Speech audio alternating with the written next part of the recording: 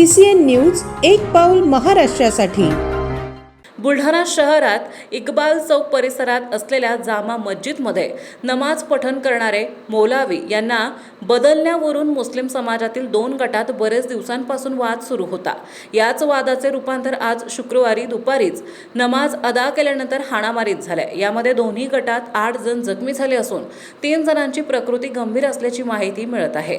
सर्व जखमींवर बुलढाणा सामान्य रुग्णालयात उपचार सुरू आहेत। जामा मस्जिदमध्ये गेल्या 30 वर्षांपासून नमाज पठण करणारे हाफिज रहमत हे आता वयोवृद्ध होत असल्याने नमाज पठणासाठी दुसऱ्या मौलानाची नियुक्ती करण्यात यावी अशी एका गटाची मागणी होती, तर हाफिज रहमत यांनाच नमाज पठणासाठी ठेवण्यात यावे अशी दुसऱ्या गटाची मागणी होती। यावरूनच हा वाद उफाळला। सध्या परिसरात तणावपूर्ण शांतता असून पोलिसांचा चोख बंदोबस्त पाहायला मिळत आहे।